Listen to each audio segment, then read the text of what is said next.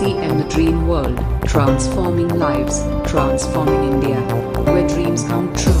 Come join with us. के अपना नाम रखेंगे तो जरूर आपको मौका दिया जाएगा।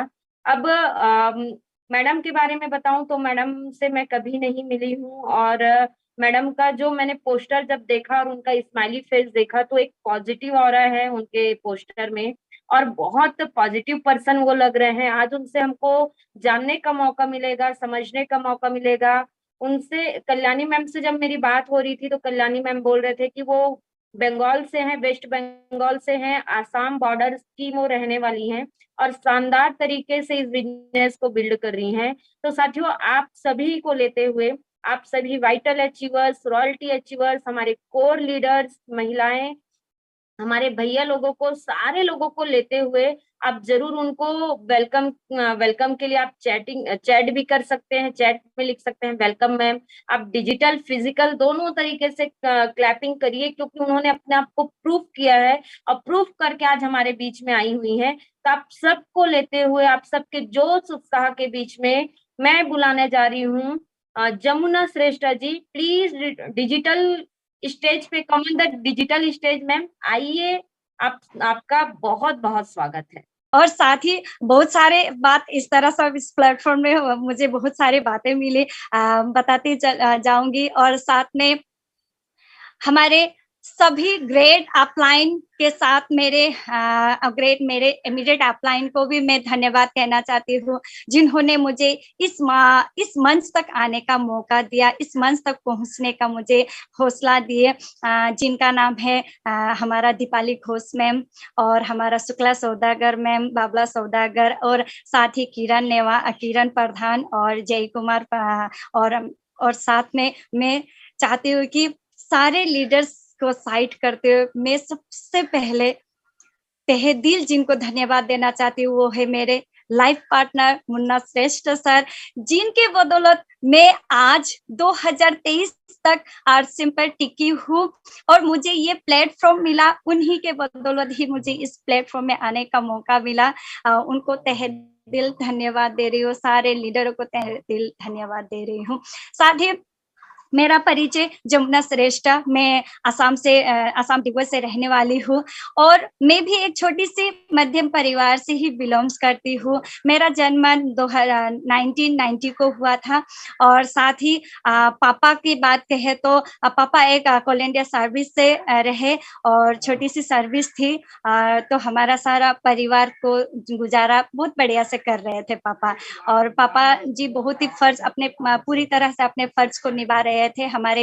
मेरे 3 भैया और एक दीदी है और मैं सबसे छोटी बहन रही।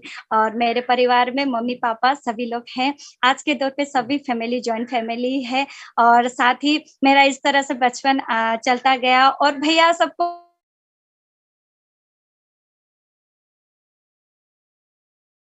प्राइवेट हो भी अच्छा स्कूल में मुझे पढ़ने का मौका दिया, क्योंकि मैं सबसे छोटी थी, सबकी लाडली थी।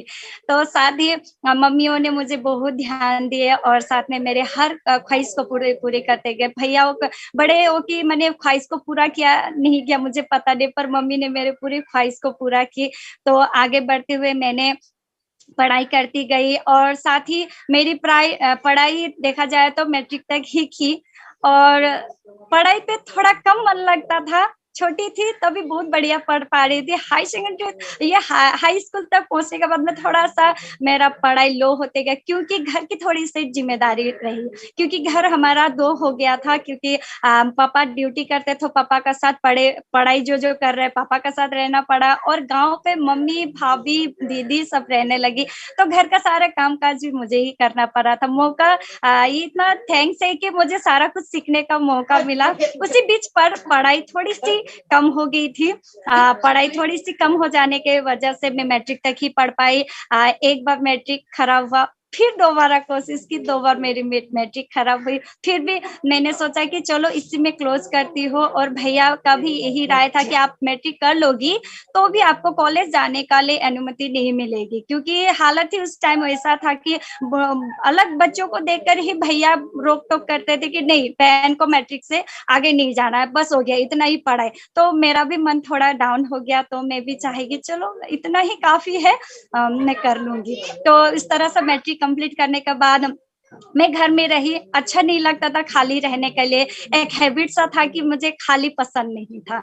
मैं ना टीवी देखकर टाइम को वेस्ट करती थी, ना किसी दोस्तों के साथ घूमने बातचीत करने में वेस्ट करती थी। फिर मैं सिर्फ लगातार घर के काम हो या कुछ भी हो, काम पे लगी रहती थी। और साथ ही मुझे मैट्रिक के बाद बुनाई तुनाई के काम पर मौका मिला। मैंने काटिंग सीखी। मैंने करीबन 4 महीना मैंने काटिंग सीखते हुए मुझे उसी टाइम एक सिस्टम से जुड़ने का मौका मिला, जिस सिस्टम का नाम था ओरिफ्लेम। वो ओरिफ्लेम सिस्टम मेरे जीवन में आए, और साथ में ऐसा हुआ कि चुनो, बोला जाता है ना, किसी 2 राह को चुनो, तो मेरे साथ 2 राह आए। उसी टाइम मुझे 2000 लगभग 2000 ये 8 का ही बात है, लगभग 8 तक में ही हमें आरसीएम मिला था।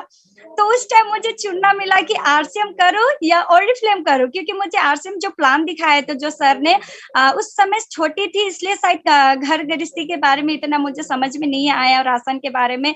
तो मैंने क्या किया, जो ओरिफ्लेम था उस पर ओनली कॉस्मेटिक, तो कॉस्मेटिक के बातों को थोड़ा समझ में आया कि चलो मैं भी यूज कर रही हूँ, किसी को भी मैं बता पाऊंगी। तो इसलिए क्या किया, मैंने ओरिफ्लेम को ही चॉइस किया, और ओरिफ्लेम को करते हुए मैंने थोड़ा सा लोगों के पास जाकर बात करने का मेरा हैबिट बढ़ा, और मैं बहुत कम बोला करती थी उस टाइम, और मुझे थोड़ा बोलने का मौका मिला, और थोड़ा सा डिटेलिंग के ऊपर नॉलेज आई, क्योंकि डिटेलिंग करने से पहले हमारा सबसे पहला है शर्म, एक डर, एक हिचकिचाहट, ये 3 चीज को छोड़ना पड़ता है।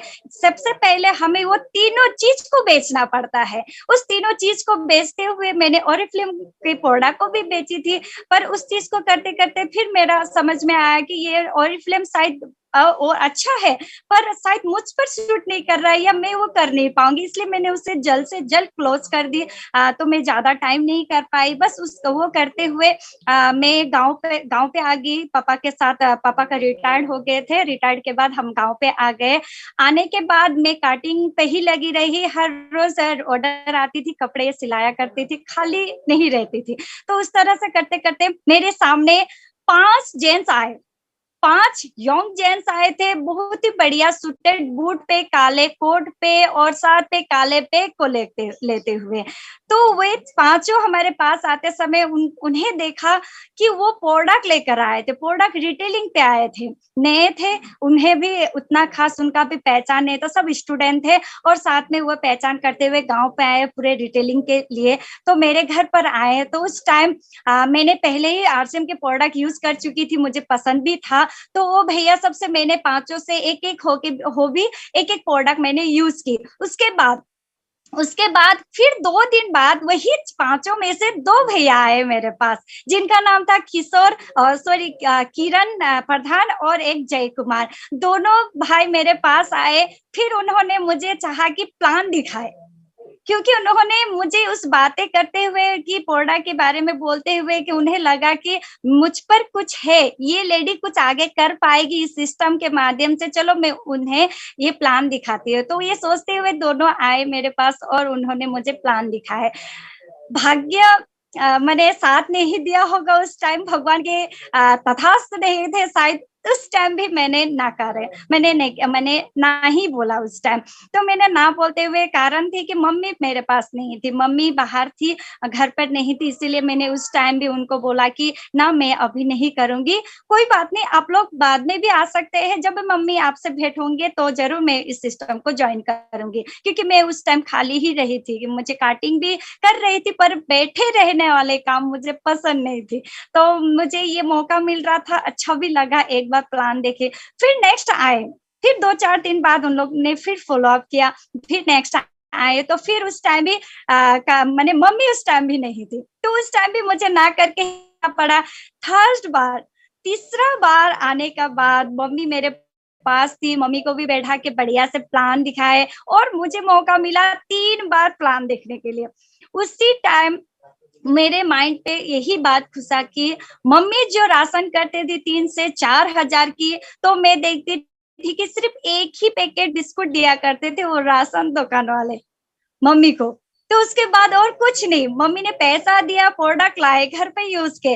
तो बाद में देखा वहां पर जो दिए थे लो प्राइस लिखा हुआ था उस प्लान पे। लो प्राइस यानी कि हमें डिस्काउंट मिला जाता है और कम दाम में भी मिला जाता है, और साथ में आपको रिटर्न भी आ रहा है, आपका जैसे कि बैंक अकाउंट, आपका बैंक बैलेंस भी बन रहा है। साथ में एक छोटा सा चीज हमारे दिमाग पे सेट हो गया, वो आने वाला समय में हमारा फ्यूचर बना, जो कि बिजनेस वहां पर लिखा था। और आप फ्यूचर पे बहुत बड़ा बिजनेस कर पाएंगे, क्योंकि आज आप खाली बैठे हैं और एक लेडी हो, आपकी कोई बंधन ही नहीं होता है, क्योंकि आप एक स्टूडेंट भी रही। स्टूडेंट के समय हमारा माइंड एक सीखने का और रहता है, हमें उस टाइम पूरा सीखने के मूड पे हम लोग रहते हैं कि क्या सीखे, क्या नया करे, क्या नया कर सकते हैं, ऐसा टाइम था। तो इसलिए मैंने बहुत ही जल्द समय को ना गवाते हुए उस टाइम मैंने तीसरे बार मैंने आरसीएम का एक्सेप्ट किया, ज्वाइनिंग किया, और नेक्स्ट ही दिन मुझे मौका मिला। तिनसुकिया हमारे आसाम के है, तिनसुकिया डिस्ट्रिक्ट है, वहां पर हमें मीटिंग सुनने का मौका मिला। दूसरे दिन ही मैं मीटिंग सुनी। तीसरे दिन में फिर मुझे होम मीटिंग किए थे सर सबने, तो होम मीटिंग पे बुला के मेरे इमीडिएट जो जो अपलाइन थे सभी से मेरे परिचय करवाए, और उन्हीं में से दो मेरे इमीडिएट अपलाइन उनके हैंडओवर मुझे कर दिया कि इनको कैसे सिखाना है, कैसे रिटेलिंग करवाना है, सारा दायित्व आप सभी के हाथों में। जबकि वो भी नए थे और मैं उस एरिया पे नहीं थी, मुझे वो जगह इतना पता नहीं था। मैं फर्स्ट उस गांव पर रहने लगी थी, घर पे मैं बहुत कम रहा करती थी गांव पे, तो मेरे लिए पूरा नया जगह था। तो साथ में दोनों मेरे एक भाई और दीदी की तरह ही उन्होंने मुझे, जैसा कि किशोर प्रधान और नयना प्रधान, और दोनों ने मुझे साथ लेकर रिटेलिंग कैसे करना है, रिटेलिंग के बारे में सिखाए, प्लान कैसे दिखाना। हम लोग एक दूसरे को प्लान दिखाते हुए हम लोग प्लान सीखे। और साथ में जो भी जैसे कि हमारा चेक आया करता था, चेक के लिए हमें बैंक जाना पड़ता था, बैंक में कभी नहीं गई थी, बैंक के नॉलेज नहीं थी। हमारे अपलाइन ने हमें उसी समय सिखाया था कि अपना काम खुद करना है, आप खुद करोगी तो ही आगे आप कुछ सीख पाओगी और सिखा पाओगी। तो ये चीज हमारा माइंड पे सेट था, और मैं हमेशा अपना काम अकेले करती थी। सर हमें अपना काम खुद ही करने के लिए बोलते थे, हम लोग किस तरह से ज्वाइनिंग डालना है ये सारा कुछ हमें खुद ही सिखाया करते थे। तो हम लोग इस तरह से सीखते गए। बाद में मुझे लकीली एक मैंने एक पर्सन से मिलने का मौका मिला, जिनका नाम है मेरे लाइफ पार्टनर मुन्ना श्रेष्ठ जी। उनके लिए जोरदार तालियां चाहती हूँ, मेरे लाइफ की टर्निंग पॉइंट थी वो। मुन्ना सर को मैंने मिला और मेरे माइंड पे एक ही सेट था कि जिन्हें भी मिले प्लान दिखाए, वो नहीं सिस्टम से जुड़वाए। तो ऐसा माइंड में था, और मैंने चाहा कि सर के बातों को सुनते हुए, उनका डेडिकेट देखते हुए लगा कि नहीं, सर भी आगे जाकर बहुत बड़े कुछ कर सकते हैं, चलो सर को हम ये प्लान दिखाते हैं।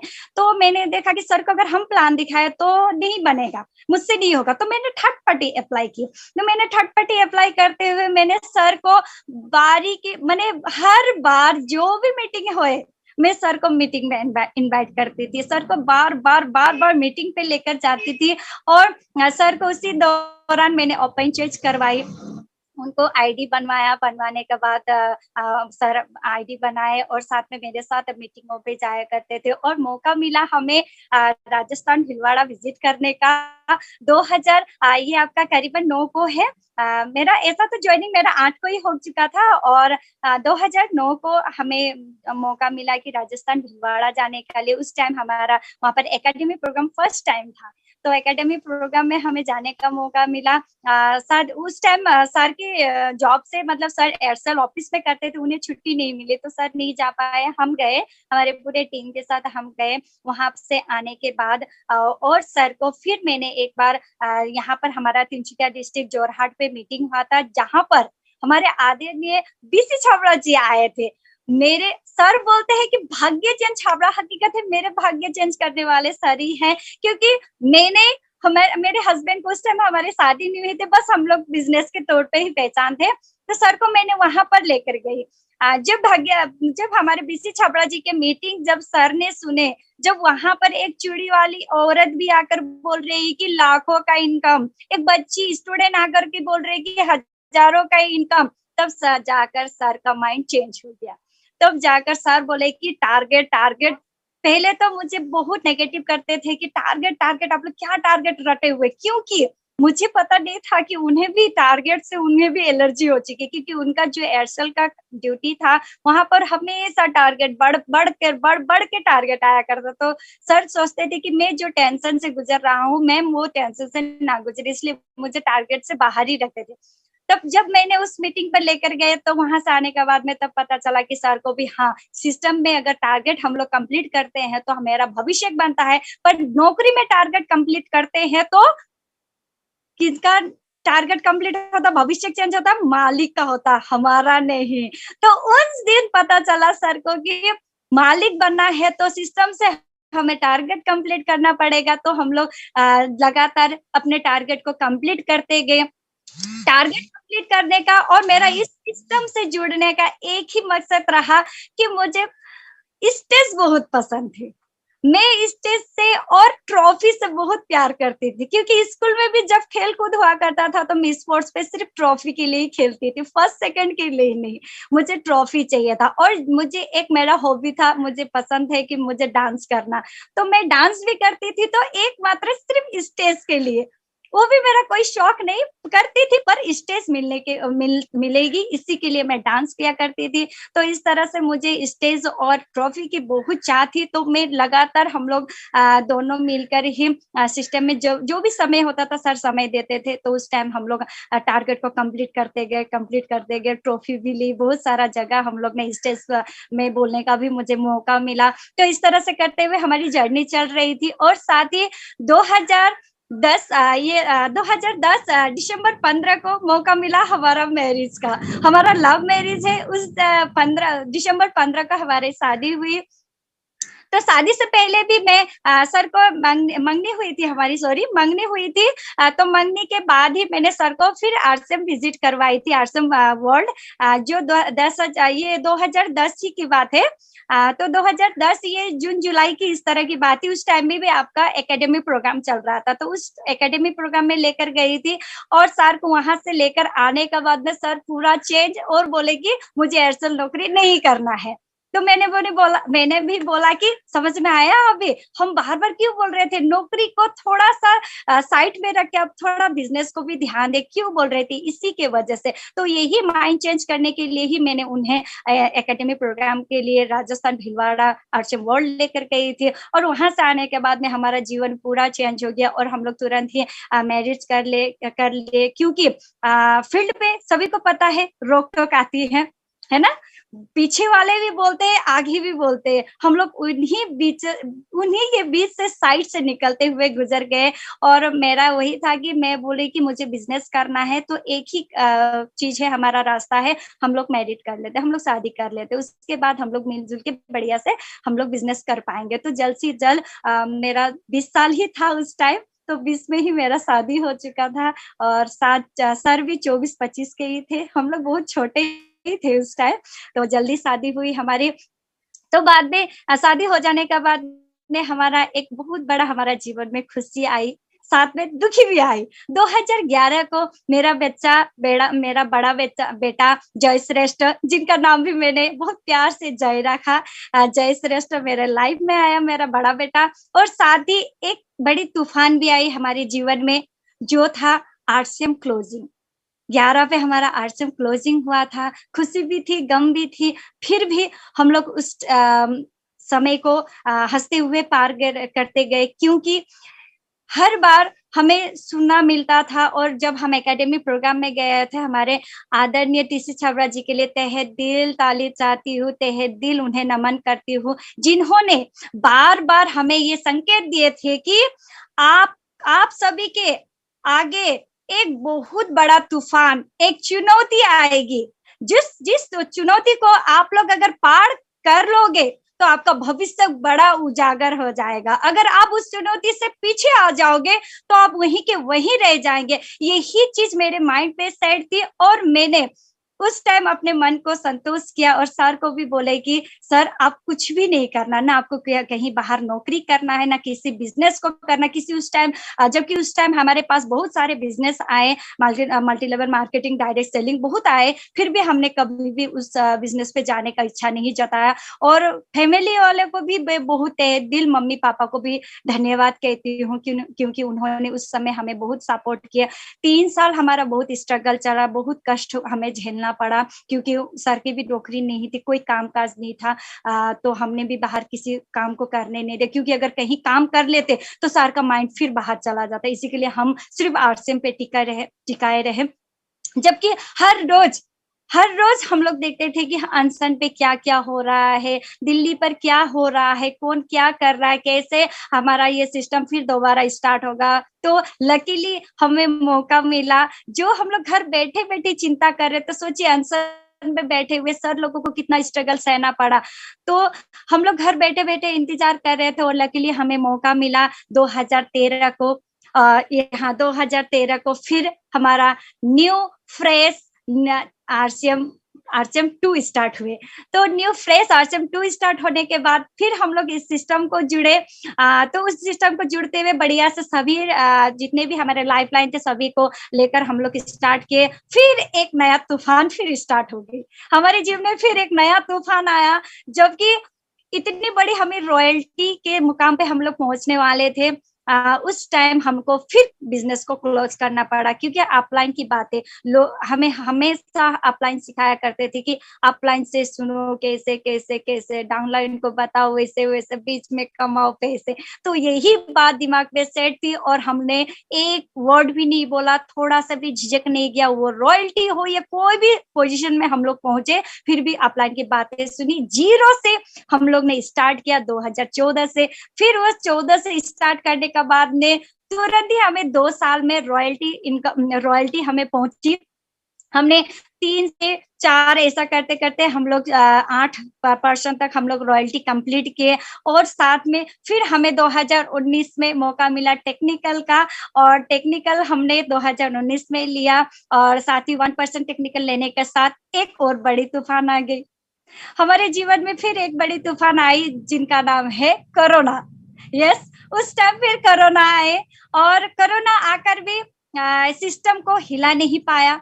और उसी टाइम हमें पता चला कि ये भविष्य का उज्जवल बिजनेस है, ये आम नहीं है, ये बहुत खास बिजनेस है, ये बहुत खास प्लेटफॉर्म है। उसी टाइम हमें समझ में आया, क्योंकि उस टाइम घर पर सब बंधे हुए थे, हम भी बंधे हुए थे घर पे। 3 से 4 महीना हम लोगों को घर पे बैठना पड़ा, फिर भी हमारा कमीशन कभी घटा नहीं और बढ़ चढ़कर आए और अच्छा इनकम, अच्छा बिजनेस हुआ उस टाइम, जबकि हम लोग घर पे बैठे हुए थे।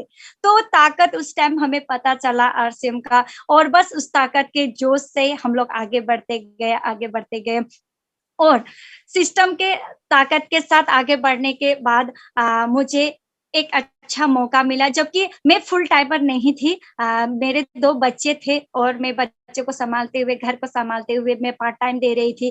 कहीं भी बड़ी मीटिंग हो सर लेकर जाया करते थे और बोलते थे कि आप घर पे बैठी हो तो आप खाली ना बैठे, आपको जो भी बनता आप लगने से आप वीडियो देखो, या तो किताबें पढ़ो, या तो कुछ भी हो, आप एक्टिविटी माने आपका करते रहो, नहीं तो आपका माइंड बैठ जाएगा। आप जो सीखना चाहते हो वो नहीं सीख पाएंगे। तो एक्चुअली वो बात है। तो मैं उसी चीज को अपनाते हुए गई। मैं हर दिन किताबें पढ़ा करती थी, जो भी समय मिलता हो थोड़ी सी वीडियो सुना करती थी। इस तरह से करते हुए मैं चली आई। और साथ में बड़े बड़े मीटिंग पे और हमें गोवा भी ट्रिप करने का मौका मिला न्यूट्रीचार्ज से। तो इस तरह से हम हमारे जीवन में जितना भी हमने ट्रिप मिला, हमें जितना भी हम घूर पाए सिर्फ एकमात्र आरसीएम से ही घूर पाए। जितना भी हमें अच्छा माहौल, अच्छा संस्कृति, अच्छा सुनना बोलना मिला, सब आरसीएम से ही मिला, सब हम आरसीएम से ही सीखे। क्योंकि संगत अच्छी तो रंगत अच्छी, है ना। तो हम संगत अच्छे करते थे और संगत अच्छे के साथ ही हम इस जर्नी को चलते गए। और साथ में मुझे एक बहुत ही बढ़िया शानदार मौका मिला। मैं अपने घर से बाहर निकल पाई और अपने लिए कुछ कर पाई। मेरा जो पहचान कहीं ना कहीं दबा हुआ था, कहीं ना कहीं मैं विलुप्त हो रही थी, जब ना श्रेष्ठ पहचान नहीं रही थी कोई, तो उसे पहचानने का मौका मिला मुझे 2000 ये आपका 23 पे ही। जैसे कि 23 पे हमारा ये हाइजीन कैंप स्टार्ट हुआ फरवरी पे, सॉरी ये 22 पे, तो 2022 में फरवरी पे हमारा जो हाइजीन कैंप स्टार्ट हुआ, बस मुझे उस कैंप पर जुड़ने का मौका मिला। मैं लगातार थर्सडे मीटिंग पे रहा करती थी। थर्सडे मीटिंग पे रहते मैंने कैंपेनिंग सीखी। बस स्टार्टिंग मैंने कैंपेनिंग से किया। मैंने जो भी हुआ, पहले सबसे पहले मैंने अपने अड़ोस पड़ोस को, गांव की लेडीज को बुलाई, तो गांव के लेडीज से ही मैंने घर से ही हाइजीन कैंप स्टार्ट किया। तो वो करते करते करते जब बढ़िया सा रिटेलिंग स्टार्ट हुआ मेरा, रिटेलिंग करने के बाद देखा गया कि मौका, बोलते हैं ना लोग, ऊपर वाले के भरोसा, हम लोग अगर ऊपर वाले के ऊपर विश्वास रखते हैं तो ये हकीकत होता है। यस, मुझे पीक्यूसी ने ही मुझे निर्जरा का ऑफर आया मैम, मुझे निर्जरा का कॉल आया कि मैम आपका निर्जरा क्वालिफाई आप कर सकते हैं, आप रजिस्टर जल्दी से करिए, आपका टारगेट कंप्लीट हो चुका है, ऐसा मुझे कॉल आया। तो मैंने सोचा कि हाँ, प्रोडक्ट सेल कर ही रही हूँ, हाइजीन कैंप भी कर रही हूँ, चलो मैं कर सकती हूँ। तो ऐसा करते हुए मैंने निर्जरा को रजिस्ट्रेशन किया और लगातार करती हुई सीखती गई। 3 से 4 सेशन को मैंने पार किया। बस उस टाइम ऐसा था कि मैं बच्ची छोटी थी, तो बाहर इतना निकलना नहीं होता था, घर से ही अड़ोस पड़ोस से मैं रिटेलिंग कर रही थी, तो मुझे थोड़ा टारगेट कंप्लीट करना मुश्किल पड़ा। तो मैं टारगेट को कंप्लीट नहीं कर पाई, तो मैंने प्रियंका मैम से, मेरे प्रियंका मैम के लिए भी बहुत दिल से नमन चाहती हूँ, जिन्होंने हमें इतना अच्छा, मैम ने भी प्लेटफॉर्म दिया कि किशोर ये कोई नाम नहीं है, है ना, हमारे आत्मा की चाबी है, हमारा एक पहचान है, एक हमारा खुशी है। तो ये सारा चीज हमें निखारने का मौका दिया मैम ने। तो मैम से मैंने बोली कि मैम बच्ची छोटी है, मैं बाहर इतना निकल नहीं पाती हूँ, मैं ये टारगेट कंप्लीट नहीं कर पाती हूँ, मैं क्या करूँ मैम। तो मैम ने बोला कि जरूर से आपने पीक्यूसी नहीं किया है मैम, तो आप बेझिझक, ये तो शुरुआती है, ये निर्जरा तो शुरुआत है, शुरुआत सबसे फर्स्ट मीटिंग है। आप कोई चिंता ना कीजिए, आप बढ़िया से आपकी ये पीक्यूसी आप अटेंड करें। पीक्यूसी रजिस्ट्रेशन करने के बाद आप बढ़िया से सीखते हुए इस ये निर्जरा को आप बाद में सीखिएगा। तो ऐसा करते हुए मैंने क्लोज किया। तो फट से मैंने क्लोज करने के बाद में ये क्या आपका पीक्यूसी मैंने रजिस्ट्रेशन की। रजिस्ट्रेशन करने के बाद मेरा पीक्यूसी स्टार्ट हुआ और पीक्यूसी कंप्लीट की मैंने। तो मुझे मौका मिला 2023 जनवरी 24 को ये खूबसूरत शानदार ब्लेजर की हकदार बनी मैं। ये मेरा एक सम्मान है, ये कपड़ा नहीं है, कोई कपड़ा नहीं है, ये मेरा सम्मान है। मैं मानती हूँ कि मेरे ये सिर का ताज है, मेरा ये एक नाम है। आज इसी पीक्यूसी की वजह से है जमुना श्रेष्ठ कौन है पहचान रही है सभी, और ये स्क्रीन के वजह से, ये जूम मीटिंग के माध्यम से मुझे आज पहचान मिल रहा है। जबकि बोलते हैं कि समय के लिए इंतजार नहीं करना है, समय को बनाना पड़ता है। मैंने, हकीकत है, मैंने इस प्लेटफॉर्म में मैंने समय को बनाया, तो जाकर मेरे ये जैसे कि कल्याणी मैम के नजर में मैं पड़ी, तो बोलते हैं ना ऑफलाइन के फोकस में रहना है, तो मैंने फोकस में रही, इस समय को बनाया। तो कल्याणी मैम ने मुझे ऑफर दिए कि मैम आप तो बात नहीं किया, आपको इस प्लेटफॉर्म में बुलाया नहीं, आप जरूर से आइएगा। तो मैम ने मुझे डेट दी, तो मुझे भी इस प्लेटफॉर्म में बोलने का मौका मिला।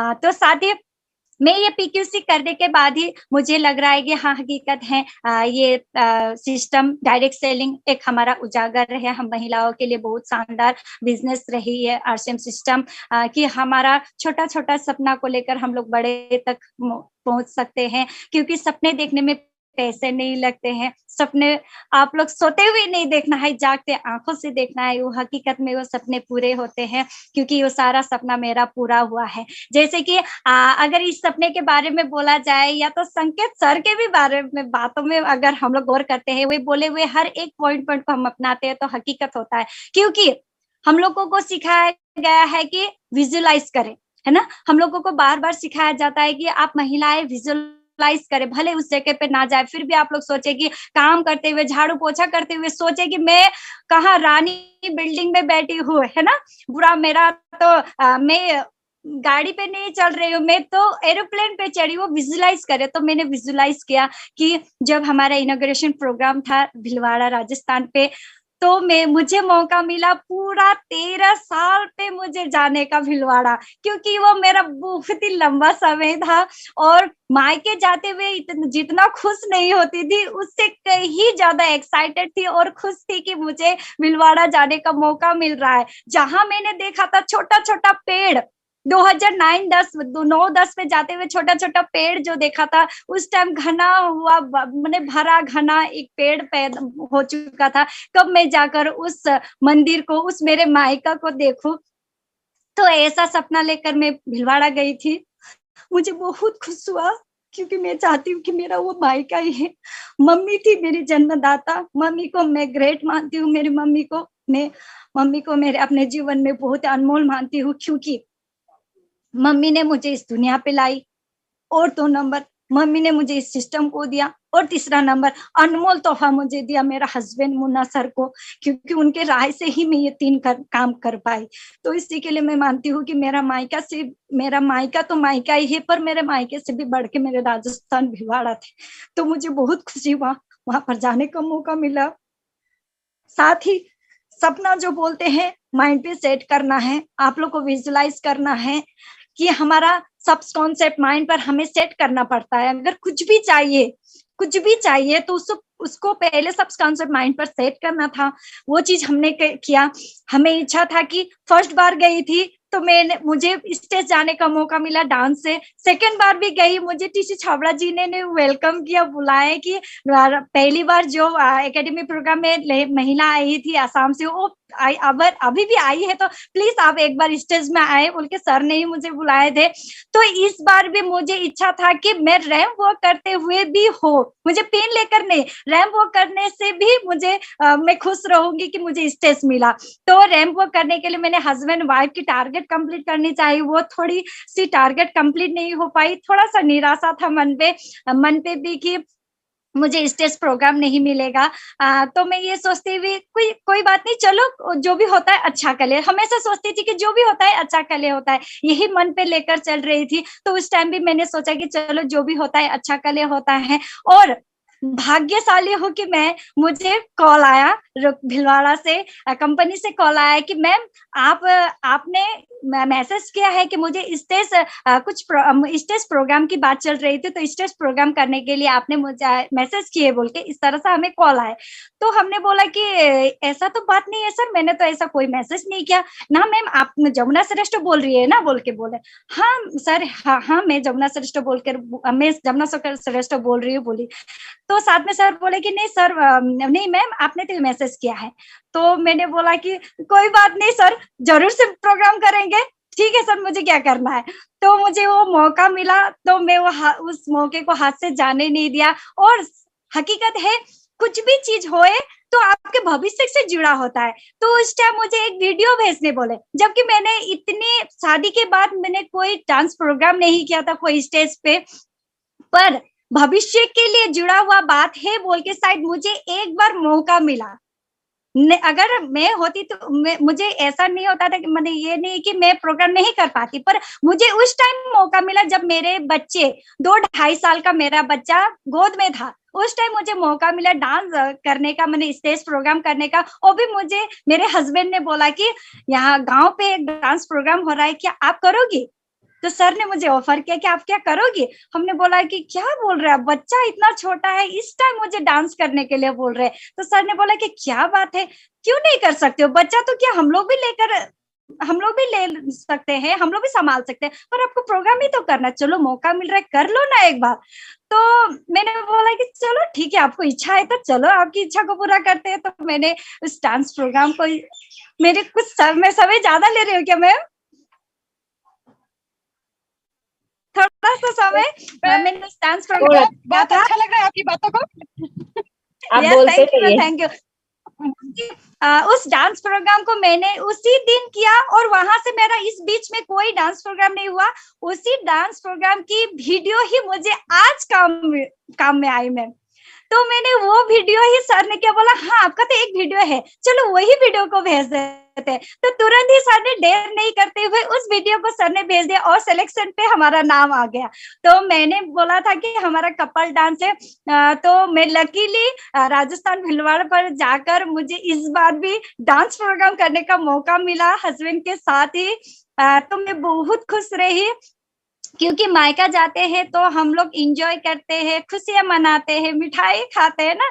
हकीकत है मैंने सारा इंजॉय किया। मैंने उस टाइम ना घर के बारे में सोचा, ना बच्चों के बारे में सोचा, ना इधर उधर बिजनेस के बारे में सोचा। बस मेरा माइंड में था कि मुझे बस इंजॉय करना है, जितना खुशी मुझे होता है बस यहाँ 2-3 दिन जो रहूंगी मैं पूरी खुशी मना कर जाऊंगी।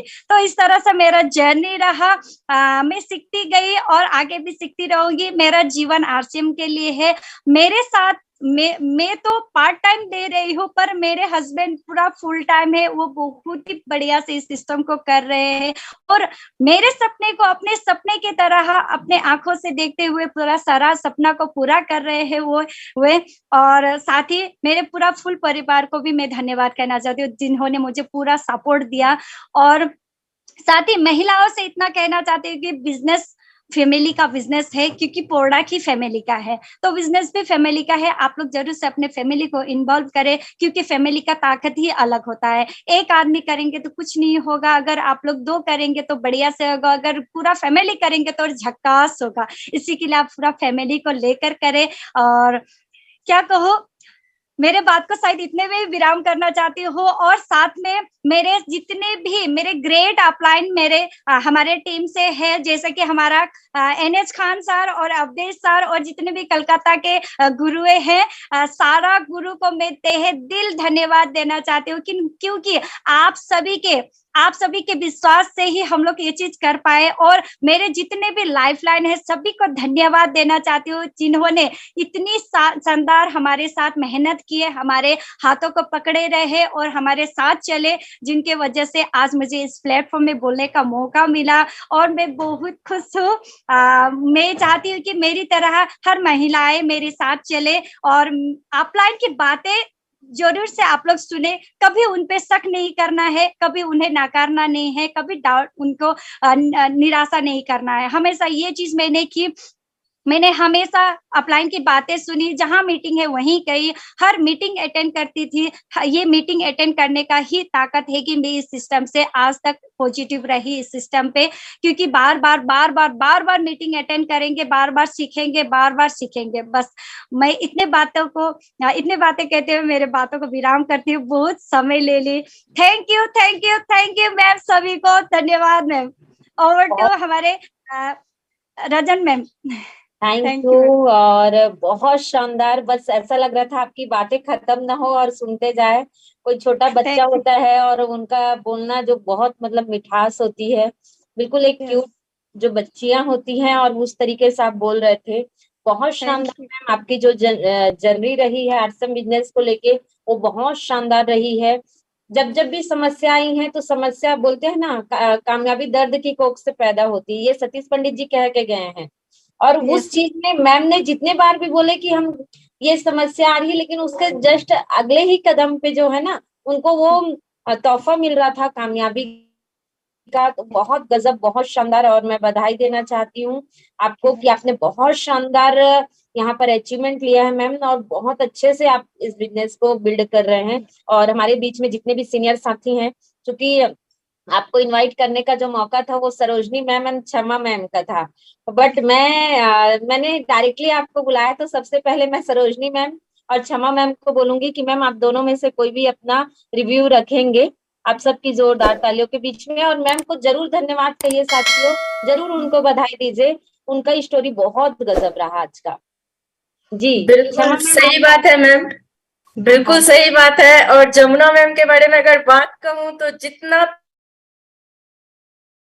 स्माइल है और उससे भी ज्यादा मिठास है उनके आवाज में, सचमुच। अभी किसी ने प्रोग्राम स्टार्ट होने के पहले वहां पे किसी ने फीडबैक दिया था कि कहीं न हो सुनते ही रहूं, तो आज बिल्कुल 1 घंटा कैसे बीत गया बिल्कुल भी पता नहीं चला। और इन्होंने जो कहा भीलवाड़ा में वो डांस प्रोग्राम, तो लाइव देखा मैंने वो असम का पूरा ड्रेसिंग में, बहुत खूबसूरत लग रहे थे आप दोनों। और वाकई डांस भी बहुत जबरदस्त हुआ था। और सबसे बड़ी बात है, हमेशा चेहरे पे इतनी प्यारी मुस्कुराहट रहती है इनकी, बहुत ही खूबसूरत आपकी जर्नी रही है। और आपसे एक बार बात भी हुई थी तो आपने इन बातों का जिक्र किया था, तो आज वो सुन के और भी मजा आया। और वाकई हमें हार नहीं माननी चाहिए कभी भी, क्योंकि जिंदगी में परेशानियां आती ही रहेंगी। और जब जब कोई परेशानियां आती है उसी टाइम में कुछ नया और बहुत अच्छा होने वाला रहता है। ये बात उस वक्त हमें परेशानियों में घिरे रहने के कारण पता नहीं चलती है, लेकिन जब परेशानियां खत्म हो जाती है तो उसका रिजल्ट बहुत अच्छा ही होता है। तो वो आपने करके दिखाया है मैम। और बिल्कुल हम लोग सभी यहाँ पे आपकी इस स्टोरी से मतलब इतने कोई भी बोर नहीं हुआ होगा आज के, आज बहुत ज्यादा चल रहा है इस टाइप का। सब कोई का फेस देख रहे थे, मुस्कुरा रहे थे, क्योंकि आपके चेहरे पे स्माइल थी। और स्माइल के साथ 1 घंटे तक बात करना ये बहुत बड़ी बात होती है। और आपकी स्टोरी वाकई बहुत गजब की है और बहुत हिम्मत वाली है। आप ऐसे ही आगे बढ़े। बहुत बहुत शुभकामनाएं हैं हमारी तरफ से। Thank you so much ma'am. RCM, the Dream World, transforming lives, transforming India.